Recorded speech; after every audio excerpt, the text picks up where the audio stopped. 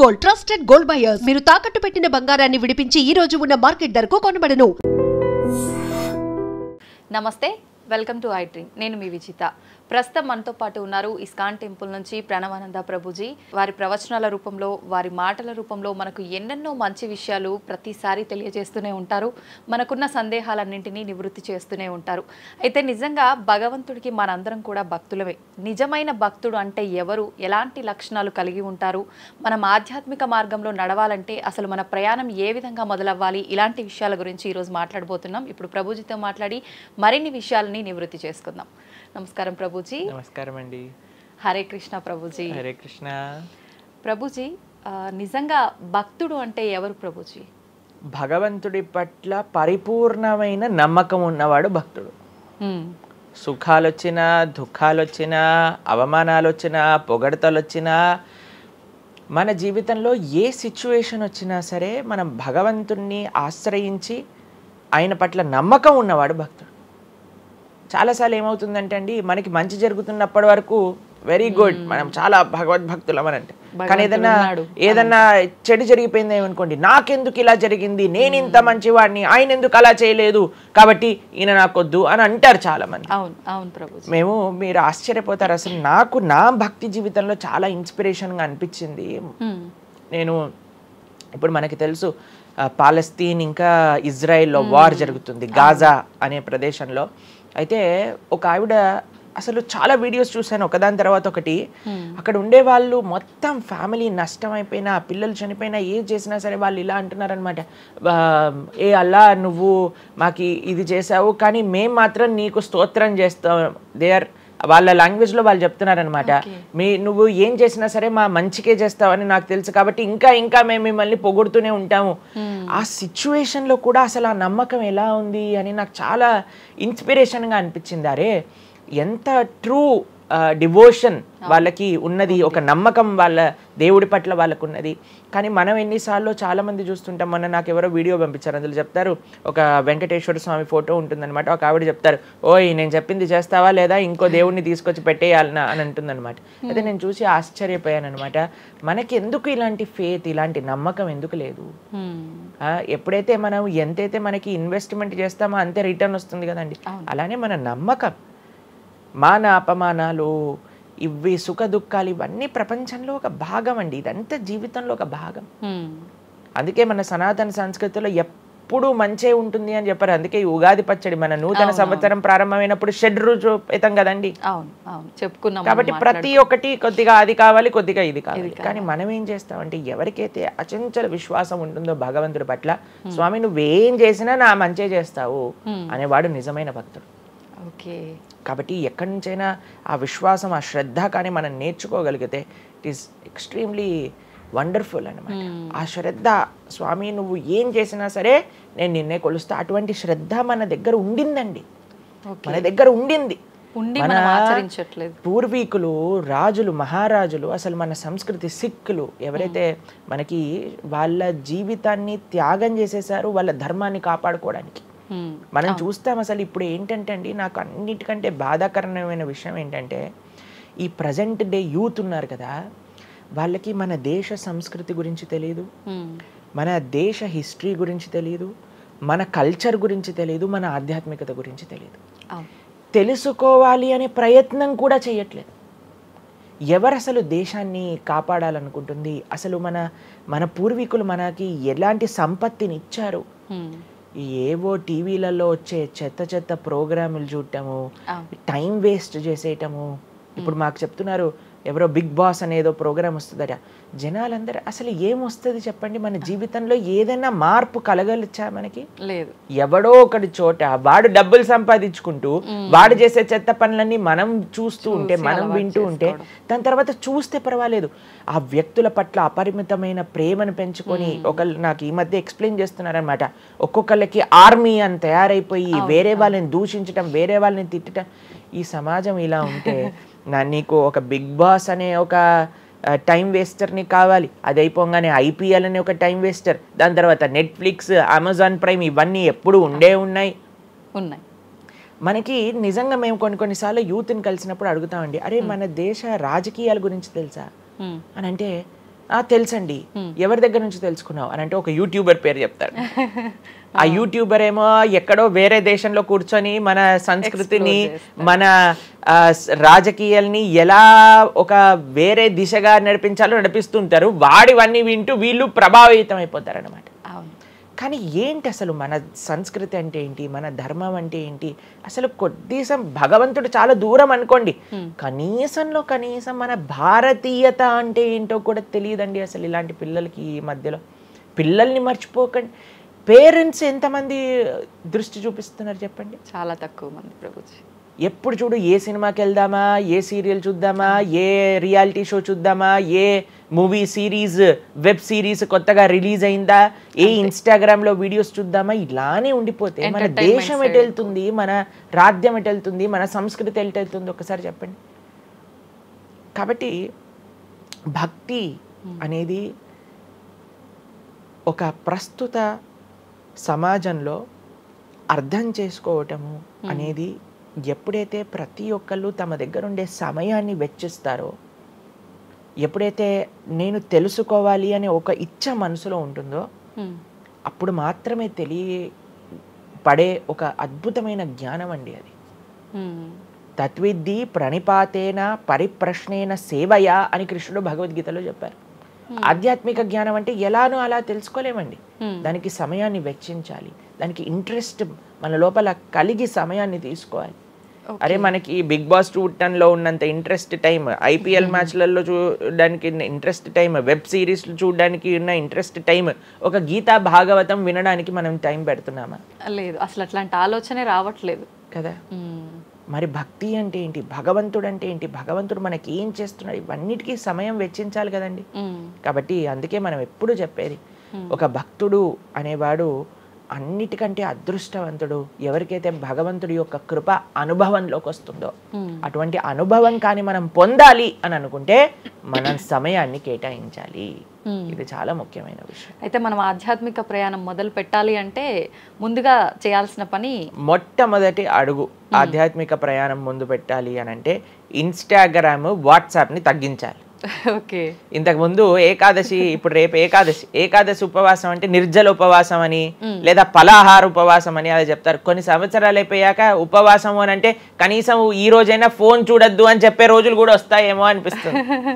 ఎందుకంటే ప్రతిసారి కూడా అడిక్టెడ్ జనాలందరూ కూడా వాట్సాప్ వీడియోలు, స్టేటస్లు, ఇన్స్టాగ్రామ్, యూట్యూబ్, టీవీ వీటితో అడిక్ట్ అయిపోయి ఎంత సమయాన్ని వెచ్చిస్తున్నారు. అసలు మీరు అన్నట్టుగా జపం చేయడానికి అడుగురా అంటే జపం చేయడానికి సమయం లేదంటారు, వాట్సాప్ స్టేటస్ మాత్రం చూడడానికి సమయం ఉంటుంది. ఎంత విచిత్రం చెప్పండి. కాబట్టి మనము చాలా జాగ్రత్తగా మొట్టమొదటి అడుగు ఏంటి అని అంటే మనం చెయ్యకూడని విషయాలు పక్కన పెట్టడం. ఏంటి? అక్కర్లేని విషయాలు వినటం, అక్కర్లేని విషయాలు మాట్లాడటం, అక్కర్లేని విషయాల గురించి ఆలోచనలు చేయటం. వీటన్నిటిని పక్కన పెట్టి 4 నియమాలు చెప్పారండి మన శాస్త్రంలో భక్తిలో ముందుకెళ్ళడానికి, ధర్మ మార్గంలో ముందుకెళ్ళడానికి. మద్యం పానం శ్రియాసూన యథా అధర్మశ్చ చతుర్విధం అని భాగవతం చెప్తుంది. 4 రకములైన తప్పుడు అలవాట్లను మనం నిషేధన చెయ్యాలట. ఏంటి ఆ 4? మద్యము అని అంటే మద్యాన్ని సేవించటం, ఎనీ టైప్ ఆఫ్ ఇంటాక్సికేషన్ అని అనుకోండి, సిగరెట్లు కానీ, మందు కానీ, గుట్కా, మానిక్ చంద్, పాన్, ఇంకేమంటారు టొబాకో, ఇవన్నీ డ్రగ్స్, ఇవన్నీ అసలు చెప్తూ ఉంటే మిగతా ఎనీ కైండ్ ఆఫ్ ఇంటాక్సికేషన్ దీన్ని పక్కన పెట్టాలి. మనం భక్తి మార్గంలో ముందుకెళ్ళాలి అని అంటే చెప్తున్నాను. 2 మద్యం పానం శ్రియ అసూన. జూదము ఇంతకుముందు జూదం ఆడుతూ ఉండేవారు, మనకు తెలుసు పాచికలాట అని అనేవారు. మహాభారతంలో యుధిష్ఠిర మహారాజు గారు ఆడినప్పుడు ఏమైంది వాళ్ళ జీవితంలో మనందరికీ తెలుసు. ఎన్ని కష్టాలు పడాల్సి వచ్చింది, ఆస్తంతా వెళ్ళిపోవాల్సి వచ్చింది, అరణ్యానికి పాలవ్వాల్సి వచ్చింది. చాలా మంది అడుగుతారు ఎందుకు మహాభారతం యుధిష్ఠిరుడు ఆడాడు. ఆయన ఆడి చూపించారు, అయ్యా ఆడితే ఈ పని అవుతుంది. ఎగ్జాంపుల్ సెట్ చేయడానికి ఆయన చేశారు. సరే ఆయన చేసింది తప్ప కాదా, ఆయన ఏం అనుభవించారో తెలుసు కదండి. మనం ఎందుకు చెయ్యాలి ఆ పని? ఇప్పుడు జూదం యొక్క విపరీతమైన కాన్సిక్వెన్సెస్ తెలుసా అండి. ఇప్పుడు బెట్టింగ్ గేమ్లని, ఐపీఎల్ మ్యాచెస్ కి బెట్టింగ్స్ అని, లేదా ఏది వస్తే దానిపైన బెట్టింగ్లు పెట్టడం, అవి ఇవి ఎన్ని అప్లికేషన్స్ తయారైపోయి ఎన్ని ఒక యువతని ఒక తప్పుడు మార్గంలో పెట్టడానికి అసలు మాకు అప్పుడప్పుడు మేము యూట్యూబ్ చూస్తాం కదండి ప్రవచనాలు వినడానికి, మా గురువు గారి ప్రవచనాలు వినడానికి మేము చూస్తుంటాం అనమాట. అప్పుడు వస్తుంది రమ్మీ సర్కిల్ అని యాడ్ వస్తుంది అనమాట. ఇప్పుడు పేరు చెప్తున్నారు ఎందుకు ప్రభుజీ అని మీరు అనుకోవచ్చు. ఎందుకంటే పెద్ద పెద్ద సినిమా యాక్టర్స్ వాళ్ళు ప్రమోట్ చేసేది రమ్మీ సర్కిల్ అని, మాణిక్ చంద్ కంపెనీస్ని, గుట్కాలని, తర్వాత ఏవైతే అన్హెల్దీ ప్రోడక్ట్స్ కోక్ ఇలాంటివి ఏవైతే సాఫ్ట్ డ్రింక్స్ కూల్ డ్రింక్స్ ఉంటాయో వాటిని మీరు ఒక్కసారి ఆలోచన చేయండి. వాళ్ళు నిజమైన శ్రేయోభిలాషులా మనకి ఒక్కసారి ఆలోచన చేస్తే మనకు అర్థమవుతుందని. మొత్తం ఒక దగ్గర ప్రపంచం అంతా ఇవి తప్పు, ఇవి మీకు మంచిది కాదు అని మొత్తుకుంటుంటే మీరు ఎవరైతే మీరు హీరోయిన్ నా రోల్ మోడల్ అని అనుకుంటున్నారో వాడు మీకు నేర్పించేది ఏంటి అని అంటే, నువ్వు ఈ పేకాట ఆడు, నువ్వు గుట్కా తిను, నువ్వు కూల్ డ్రింక్ తాగు, నీ జీవితం ఏమైనా మాకు పర్వాలేదు. మేము ఎక్కడికి వెళ్ళినా నోరు నొప్పొచ్చేటట్టు అరిచి చెప్తున్నా, అయ్యా ఇవి మంచిది కాదు, మీరు మంచి మార్గంలో ఉండండి, ఆరోగ్యాన్ని జాగ్రత్తగా పెట్టుకోండి, మనసు జాగ్రత్తగా ఉండండి, ధర్మాన్ని ఆచరణ చేయండి అని మేము చెప్తుంటే, కానీ జనాలకి వీటిలలో ఇంట్రెస్ట్ లేదు. వీళ్ళకి నా రోల్ మోడల్ వాళ్ళు, నా రోల్ మోడల్ ఇది అని ప్రొద్దు నుంచి రాత్రి దాకా ఇన్స్టాగ్రామ్లో చూడటం, వాళ్ళగా మాట్లాడటం, వాళ్ళగా వస్త్రాలు వేసుకోవటం, వాళ్ళలాగా మేము కూడా వాళ్ళలాగా అవ్వాలి అని అనుకుంటే వాళ్ళు ఏం నేర్పిస్తున్నారు మీకు ఒక్కసారి ఆలోచన చేయండి. ఎంతమంది దేశంలో ఉండే యువత మొత్తం కూడా తప్పుడు మార్గంలోకి వెళ్తే మన భారతదేశ భవిష్యత్తు ఏం కావాలో ఒకసారి చెప్పండి. కాబట్టి ఫస్ట్ ఏమన్నా మనం ఇంటాక్సికేషన్, సెకండ్ గ్యాంబ్లింగ్ అని అంటారు, జూదం, ఏ ప్రకారమైన జూదమైనా సరే దాన్ని పక్కన పెట్టాలి. మూడవది మాంసాహారాన్ని సేవించటం, ప్రాణిహింస చెయ్యకూడదు, భగవద్భక్తి మార్గంలో ముందుకెళ్ళాలి, భగవంతుని తెలుసుకోవాలి అని అంటే మనం లాస్ట్ టైం దీని గురించి మాట్లాడుకున్నాం, మనం ఎక్స్ప్లెయిన్ చేసాం అనమాట క్లియర్గా ఎందుకు మనం మాంసాహారాన్ని స్వీకరించకూడదు అని. అది భౌతికంగా మనకి మంచిది కాదు, ఆరోగ్యరీత్యా మంచిది కాదు, ఎమోషనల్గా మంచిది కాదు, ఎన్వైరన్మెంటల్గా మంచిది కాదు, స్పిరిచువల్గా మనకి మంచిది కాదు అని ఈ రీజన్స్ అన్ని చెప్పాం. అయితే నిన్నటి రోజున మాకు ఆ వీడియో పంపించారనమాట. సరే ఏమున్నాయి అబ్బా కమెంట్స్లో అని చదువుతుంటే చాలా మంది అన్నారు, రోజు ఈ వీడియో చూడటం వల్ల మేము మాంసాహారం తినటం మానేసాము, మాకు క్లారిటీ వచ్చిందని చాలా కమెంట్స్ ఉన్నాయి. కొంతమంది ఏం రాశారు తెలుసా అండి, మరి ప్లాంట్స్కి, మరి ఆకుకూరలకి, తర్వాత మనం పండించే మొక్కలకు కూడా ప్రాణం ఉంది కదా అని. మీకు ఒక విషయం చెప్తాను, చాలా మంది ఈ ఆర్గ్యుమెంట్స్ చెప్తారండి, నాన్ వెజిటేరియన్ మానేసేయండి అని అంటే, మరి మీరు జీవహింస చేయట్లేదా, మీరు కూడా మొక్కల్ని కట్ చేస్తున్నారు కదా అని అడుగుతారు. ఇప్పుడు దానికి 2-3 విషయాలు మీకు ప్రస్తావన చేస్తాను. ఒకటి, మీరు పాలకూరని, గోంగూరని, తోటకూరని కొయ్యడానికి వెళ్ళినప్పుడు అది గట్టిగా అరుస్తూ చంపేయకు నన్ను, ఏదో ఒక రక్తం కారటం, అది ఇలా గార్లో ఎగరటం, ఇలాంటివి చేస్తుందా అండి? లేదు.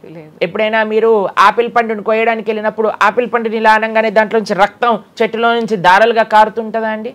అదేమైనా గట్టిగా అరుస్తుందా అని కొంతమంది అంటారు, అది అరుస్తుంది మనకి వినిపించదు. మనకి ఒకసారి అర్థం చేసుకోవాలి, ఒక ప్రాణికి ఒక వెల్ డెవలప్డ్ కాన్షియస్నెస్ ఉన్న వ్యక్తికి, లేదా ఒక పర్సనాలిటీకి, లేదా ఒక ప్రాణికి, లేదా ఒక ప్లాంట్కి ఏంటి వ్యత్యాసము అనేది మనం తెలుసుకోవాలి. దాంతోపాటు ఇంకొక విషయం చెప్తాను, మరి ప్లాంట్స్ని తినచ్చు, యానిమల్స్ని తినకూడదు అని ఏంటి ప్రమాణము అనంటే, భగవంతుడు మనకి ఈ విషయాన్ని ప్రస్తావన చేశారు, స్వామి మనకి ఈ విషయాన్ని ఉపదేశం చేశారు. అయ్యా, నువ్వు కేవలం శాకాహారాన్ని మాత్రమే తినవచ్చును, సాత్విక ఆహారాన్ని మాత్రమే తినవచ్చును. ఎక్కడ చెప్పాడు భగవంతుడు? పత్రం పుష్పం ఫలం తోయం యోమే భక్తా ప్రయశ్చతి. పత్రం పుష్పం ఫలం తోయం, నువ్వు ఫలములను, తర్వాత ఆకులను, నీటిని, పాలను, వీటితో సంబంధించినవి ఏవైనా సరే తయారు చేయొచ్చు, భగవంతుడికి నివేదన చేయొచ్చు, స్వీకరించవచ్చు. కాబట్టి మన శాస్త్రములు దేన్నైతే యాక్సెప్ట్ చేశాయి, ఇప్పుడు చెప్పాయనుకోండి, సరే ఈ ప్లాంట్స్లలో కూడా ప్రాణం ఉందయ్యా, ప్లాంట్స్ కూడా తినకు అని అంటే ఏం చేస్తామండి? గాలిని పీల్చుకుంటామా? సన్లైట్ తో బతుకుతామా మనం ఏమన్నా ప్లాంట్స్ బతికినట్టుగా? ఏదో ఒకటి కావాలి కదా ఆహారం.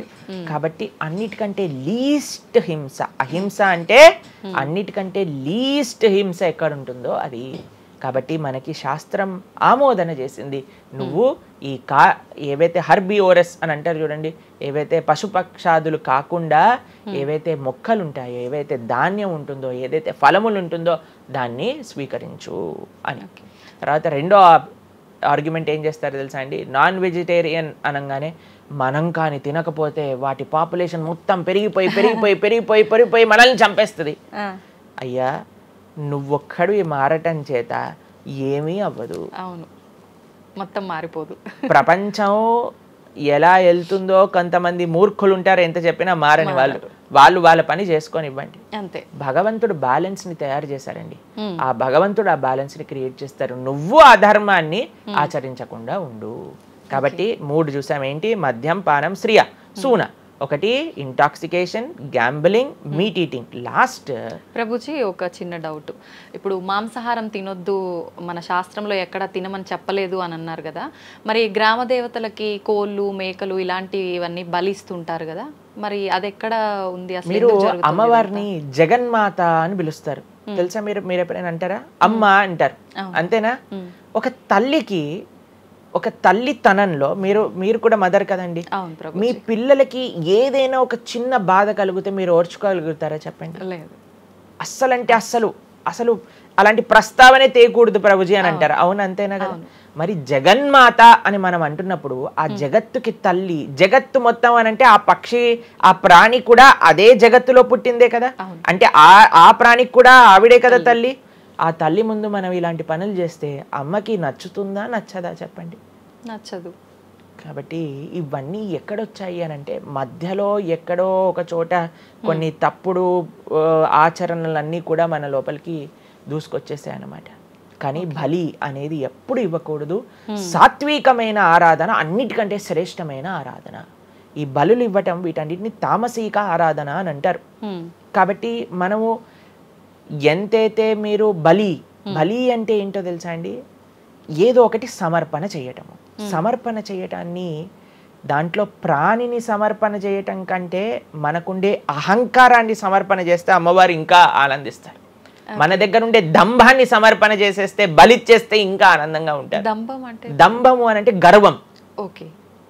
అహంకారము, దంభము, ఈ రెండిట్లో వ్యత్యాసం ఏంటో తెలుసా అండి? గర్వము అని అంటే మనం చేసిన దానికి మనం గర్వపడటం అనమాట. నేనే చేశాను, నా అంతటి వాడు లేడు. దంభము అంటే చెయ్యని దానికి కూడా గర్వపడడం. ఓకే. కాబట్టి మనకుండే అభిమానాన్ని, మనకుండే ఆ లోభాన్ని, వీటన్నిటిని అమ్మవారికి సమర్పణ చేయండి, ఇంకా మంచి, ఇంకా ఆనందిస్తారు. అందుకే మనం తల నీలాలు ఇస్తాం. చాలా మందికి తెలియదు అసలు దేవుడు ఏం చేసుకుంటాడండి మన జుట్టుని, డాండ్రఫ్ తోటి ఉన్న జుట్టుని. దేవుడికి ఎందుకు సమర్పణ చేయాలి మనం తల నీలాలు అని అంటే, అయ్యా నేను జుట్టు ఉంటే ఎప్పుడు కూడా ఇలా ఇలా ఇలా హెయిర్ స్టైలింగ్ చేసుకుంటూ నేనేదో చాలా హ్యాండ్సమ్ మ్యాన్, చాలా హ్యాండ్సమ్ ఉమెన్ అనుకుంటూ ఉంటారు కదా అందరు కూడా. అయ్యా నా యొక్క ఆ సెల్ఫ్ కాన్షియస్నెస్ ని సమర్పణ చేస్తున్నా నీ దగ్గర. మనం గుడికి వెళ్ళి కొబ్బరికాయ కొడతాం. కొబ్బరికాయ ఎందుకు కొడతామండి? మనం కూడా అలాంటి హార్టెడ్ వ్యక్తులం అనమాట. మనకు కూడా ఆ గర్వంతో మనం కూడా అంత పైనుండే షెల్ ఉంటుంది కదా, ఎంత హార్డ్గా ఉంటుంది. కానీ ఎప్పుడైతే అది పలగొట్టేస్తామో అప్పుడు లోపల మంచి తీయటి నీరు మనకి దొరుకుతుంది. కొబ్బరి ఎంత స్వీట్గా ఉంటుంది, అది మనకు కలుగుతుంది. మన హృదయంలో ఆ సున్నితమైన భావాలు ఉన్నాయి, కానీ మనకుండే అజ్ఞానము, మనకుండే అహంకారం, మనకుండే అవిద్య దాన్ని ఆపేస్తుంది. అందుకే భగవంతుడి ముందు, స్వామి నీ ముందు నా అహంకారాన్ని సమర్పణ చేస్తున్నా అనే భావనతో మనం కొబ్బరికాయ కొట్టాలి. అంతేగాని కొబ్బరికాయ తీసుకెళ్ళి కొట్టేసి నేను ఈరోజు 108 కొబ్బరికాయలు కొట్టాను దేవుడి దగ్గర అనే అహంకారం వచ్చింది అనుకోండి, కొబ్బరికాయ కొట్టడమే వేస్ట్, ఫలితం లేదు. కాబట్టి మనందరం అర్థం చేసుకోవాలి అసలు ఏంటి భావన. బలి అని అంటే ప్రాణి బలి కాదయ్యా, నీ దగ్గర ఉండే చెడు గుణాలను బలి. కాబట్టి ఈ 3 విషయాలు అయిపోయి 4వ విషయం ఏదైతే మనం చేయకూడదో ఇల్లిసిట్ సెక్స్ అని అంటారు, వ్యభిచారము అని అంటే పురుషులు స్త్రీలు పురుషులు. నిన్నే ఒకళ్ళు చెప్తున్నారు, ఒక టీవీలో ఒక న్యూస్ వచ్చిందట, one of the most famous యాక్టరో లేదా ఇంకెవరో వాళ్ళ హస్బెండ్ని వేరే స్త్రీలతో పాటు పట్టుకున్నారు అని మాకు ఒక న్యూస్ నిన్న ఒకళ్ళు చెప్తున్నారు అనమాట. అంటే వాళ్ళు ఏం చెప్పారంటే నాకు, ప్రభుజీ సమాజంలో ఇలాంటివి ఎన్నో కేసులు వస్తున్నాయి ప్రభుజీ, ఈ మధ్యలో న్యూస్లో ఇలాంటివి అయితే తరచుగా మనం చూస్తూ ఉన్నాము, కాబట్టి ఈ సమాజం ఎటువైపు వెళ్తుందో తెలియట్లేదు ప్రభుజీ అని అంటే మేము వాళ్ళకి చెప్పాం, సమాజాన్ని ఎందుకు ఇటువైపు నడుస్తుంది అని అంటే మనం చూపించే విషయాలు అలా ఉన్నాయి, చూపించే సినిమాలు అలా ఉన్నాయి, చూపించే సీరియల్ అలా ఉన్నాయి, చూపించే ఆదర్శమైన వ్యక్తులు అలా ఉన్నారు. మనం ఎవరైతే హీరోలు అనుకుంటున్నామో వాళ్ళు ప్రొద్దున లేస్తే విడాకులు తీసుకొని ఇంకొకరిని పెళ్లి చేసుకొని, విడాకులు తీసుకొని ఇంకొకరిని పెళ్లి చేసుకొని, ఇలాంటివి చూస్తుంటే మనం కూడా అది నార్మలైజ్ అయిపోయింది మన భారతీయ సంస్కృతిలో. కానీ ఎక్కడైతే ధర్మం ఉంటుందో, రాముడు ఆదర్శంగా ఉన్న వ్యక్తి ఎప్పుడూ అలాంటి తప్పు చేయలేదండి. ఎందుకంటే రాముడు ఏకపత్ని వ్రతుడు. ఎంత కమిట్మెంట్ ఉండాలి భార్య పట్ల, భర్తకు కూడా అలానే అండి. ఇప్పుడు ఒకళ్ళు తప్పు అంటే, ఇప్పుడు చాలా మంది అనుకుంటారు ఇది ఎత్తి పురుషులకే వర్తించింది అని. పురుషులకు ఎంతైతే వర్తిస్తుందో అంతే స్త్రీలకు కూడా వర్తిస్తుంది, స్త్రీలకు ఎంతైతే వర్తిస్తుందో అంతే పురుషులకు కూడా వర్తిస్తుంది. కాబట్టి ఈ 4 చాలా జాగ్రత్తగా ఉండాలి. పరస్త్రీ సంఘము, పరపురుష సంఘం, వీటి నుంచి చాలా జాగ్రత్తగా ఉండాలి. ఈ 4 కానీ మనం ఆచరించగలిగితే మన జీవితంలో, చెయ్యకూడనివి 4, చెయ్యాల్సినవి 4. ఇప్పుడు మనం చెయ్యకూడనివి 4 గురించి విన్నాం కదా. చెయ్యాల్సిన 4 ఏంటో ఒక నిమిషంలో చెప్పేస్తా. మంచి భక్తుల యొక్క సాంగత్యం, మంచి పుస్తకాలు చదవటం, భగవన్నామాన్ని జపం చేయటం, మంచి ఆహారాన్ని స్వీకరించటం. ఈ 4 చేస్తే మనం డైరెక్ట్గా భగవంతుడి యొక్క శ్రీచరణాల దగ్గర ఉంటాం అనమాట. ఓకే, ఇవన్నీ జరగాలి అని అంటే మనం ఆధ్యాత్మికం వైపు మన మనసును మళ్ళించాలి. మనకి ఆధ్యాత్మికము అవసరము అని మనం తెలుసుకోవాలి. ఎప్పుడైతే తెలుసుకుంటామో మనం సమయాన్ని ఇవ్వగలుగుతాం. ఓకే, కృతజ్ఞతలు ప్రభుజీ. నిజంగా చాలా మంచి మంచి విషయాలు తెలుసుకుంటున్నాం మీ ద్వారా. ఇంకా తెలుసుకోవాలని కోరుకుంటున్నాం. ధన్యవాదాలు ప్రభుజీ. హరే కృష్ణ. హరే కృష్ణ.